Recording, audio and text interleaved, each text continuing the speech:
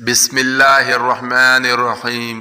Channel کے سبھی ممبران اور ویڈیو کو دیکھنے اور سننے والوں کو راشد وائس کی جانب سے خوش آمدید۔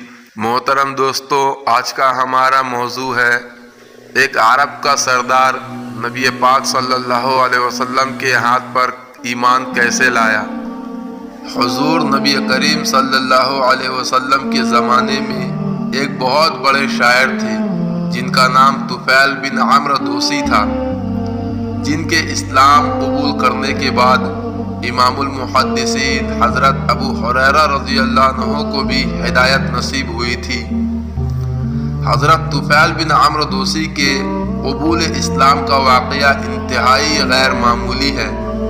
وہ ان خوش نصیب صحابہ اکرام میں شمار ہوتے تھے جنہیں اللہ تعالیٰ کی جانب سے خصوصی معجزہ نصیب ہوا تھا۔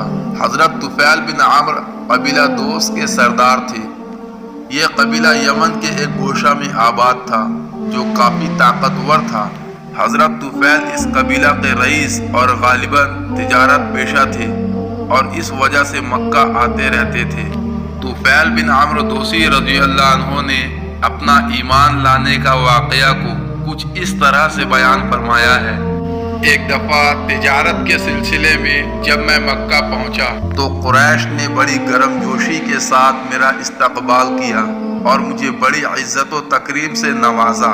پھر ان کے بڑے بڑے سردار میرے گرد جمع ہو گئے اور مجھ سے کہنے لگے، طفیل، تم ہمارے شہر میں آئے ہو اور یہ شخص جو اپنے آپ کو نبی کہتا ہے اس نے ہمارا سارا معاملہ خراب کر کے رکھ دیا ہے۔ اس نے ہماری جماعت کو منتشر اور ہماری جماعت کو پراگندہ کر دیا ہے۔ ہم لوگوں کو اس بات کا اندیشہ ہے کہ کہیں تم کو اور تمہاری قیادت و سرداری کو بھی نقصان نہ پہنچا دے، اس لیے تمہارے حق میں یہی بہتر ہے کہ تم نہ تو اس شخص سے کوئی بات کرنا نہ اس کی کوئی بات سننا، کیونکہ اس کی باتیں بڑی جادو اثر ہے، اس کی زبان میں بلا کی تاثیر ہے۔ یہ شخص اپنی ان باتوں کے ذریعہ باپ بیٹے، بھائی اور شوہر بیوی میں تفریق کر دیتا ہے۔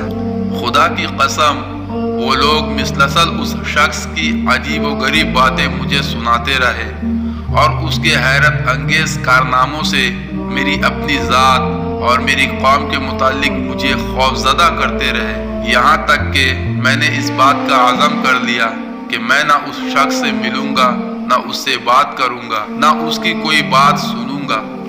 جب میں خانہ کعبہ کے طواف اور اس میں رکھے ہوئے ان بتوں سے برکت حاصل کرنے کے لیے مسجد حرام میں گیا جن کی ہم تعظیم و توقیر کرتے ہیں، تو اس خوف سے کہ کہیں محمد صلی اللہ علیہ وسلم کی کوئی بات میرے کانوں میں نہ پڑ جائے، میں نے اپنے کانوں میں روئی ٹھونس لی۔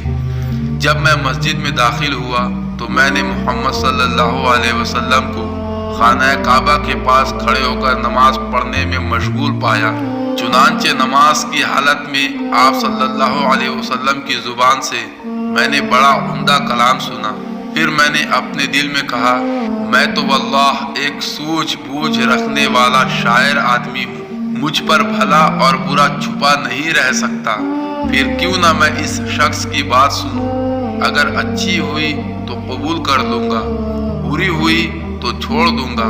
نماز سے فارغ ہو کر جب آپ صلی اللہ علیہ وسلم گھر کی طرف پلٹے تو میں ان کے ساتھ ہو لیا اور کہا، اے محمد، آپ کی قوم نے مجھے ایسا ایسا کہا ہے، اس لیے میں آپ کی باتوں سے بچنے کے لیے کانوں میں کپڑا ٹھونس لیا تھا تاکہ آپ کی آواز میرے کانوں میں نہ پڑ جائے، مگر آپ اپنی بات میرے سامنے پیش کریں۔ یہ سن کر آپ صلی اللہ علیہ وسلم نے مجھے اسلام پیش کیا اور مجھے 2 سورتیں سورہ اخلاص اور سورہ فلق پڑھ کر سنائیں۔ خدا کی قسم، اس سے پہلے میں نے اس کلام سے بہتر کوئی کلام نہیں سنا تھا، نہ ان کی باتوں سے بہتر کوئی بات سنی تھی۔ میں نے اس وقت اپنا ہاتھ آگے بڑھایا اور کلمہ شہادت پڑھ کر اسلام میں داخل ہو گیا۔ پھر میں نے عرض کیا، اے اللہ کے نبی صلی اللہ علیہ وسلم، میں اپنی قوم میں اونچی حیثیت کا مالک ہوں، وہ سب میری بات سنتے اور مانتے ہیں، میں واپس جا کر اپنی قوم کو اسلام کی دعوت دوں گا۔ لہذا آپ صلی اللہ علیہ وسلم اللہ سے دعا فرمائیں کہ وہ مجھے کوئی نشانی دے دے۔ آپ صلی اللہ علیہ وسلم نے دعا فرمائی۔ حضرت طفیل بن عمرو دوسی رضی اللہ عنہ کو جو نشانی عطا ہوئی وہ یہ تھی کہ جب وہ اپنی قوم کے قریب پہنچے تو اس وقت اندھیری رات تھی اور لوگ راستے تلاش کر رہے تھے۔ اللہ تعالیٰ نے حضرت طفیل بن عمرو دوسی رضی اللہ عنہ کے چہرے پر چراغ جیسی روشنی پیدا کر دی۔ انہوں نے کہا، یا اللہ، یہ روشنی چہرے کے بجائے کسی اور جگہ عطا ہو۔ مجھے اندیشہ ہے کہ لوگ یہ نہ کہہ دے کہ اپنا دین بدلنے سے میرے چہرے بگڑ گئے۔ چنانچہ یہ روشنی ان کے عصا میں پلٹ گئی، جن کی روشنی سے ان کی قوم کے لوگوں کو رہنمائی ملی۔ پھر انہوں نے اپنے والد اور اپنی بیوی کو اسلام کی دعوت دی اور وہ دونوں مسلمان ہو گئے، لیکن قبیلہ والوں نے ان کی بات نہ سنی۔ طفیل بن عمرو دوسی رضی اللہ عنہ حضور صلی اللہ علیہ وسلم کے پاس آئے اور کہا، آپ ان کے لیے بد دعا فرمائیں، لیکن حضور صلی اللہ علیہ وسلم نے بجائے بد دعا کے یہ دعا فرمائی، اے اللہ، اہل دوست کو ہدایت عطا فرما۔ حضور صلی اللہ علیہ وسلم کی دعا کا اثر یہ ہوا کہ پورے قبیلے نے اسلام قبول کر لیا۔ محترم دوستوں، اگر ویڈیو آپ لوگوں کو اچھی لگی ہو تو پلیز لائک اور کمنٹ ضرور کریں اور چینل کو سبسکرائب کر کے ہمارا حوصلہ افزائی کریں تاکہ آپ لوگوں کے سامنے مزید بہتر سے بہتر ویڈیو پیش کی جا سکے۔ السلام علیکم۔